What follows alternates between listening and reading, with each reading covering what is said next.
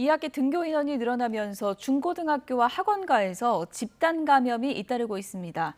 수도권 확산세가 줄지 않는 상황이라 추석 방역도 비상입니다. 현장에 나가 있는 취재기자 연결해서 내용 들어보겠습니다. 이준엽 기자. 네, 서울 강동구 고등학교에 나와 있습니다. 네, 최근에 학교에서 학생 감염이 속출하고 있는 상황이죠. 네, 이곳 학교에서도 확진자가 나와서 1, 2학년 학생들은 등교를 중단한 상황인데요. 지난 10일 학생 한 명이 처음으로 확진 판정을 받았습니다.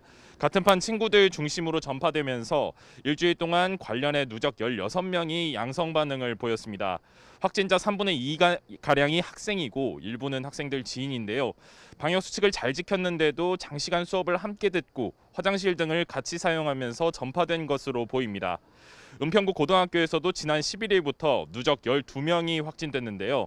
학교 학생이 5명, 가족이 1명, 지인이 6명 감염됐습니다. 최초 확진자가 또래들끼리 학교 외부에서 사적으로 모인 것으로 파악됐는데요. 방역 당국은 이 사적 모임에서 감염이 번진 것으로 보고 있는데 방역 수칙을 위반했는지도 확인하고 있습니다.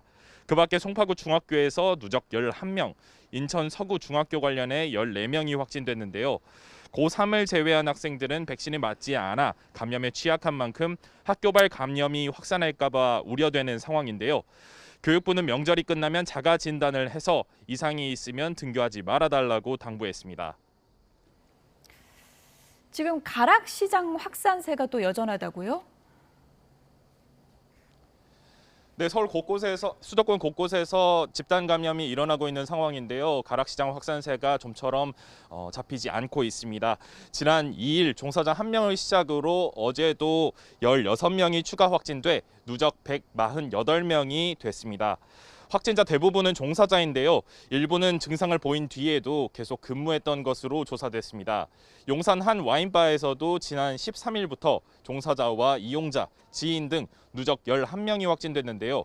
1층에 있지만 창문이 없어서 환기가 안 됐던 것으로 조사됐습니다. 종사자와 직원들이 함께 음식을 먹거나 대화하면서 감염이 전파된 것으로 보입니다.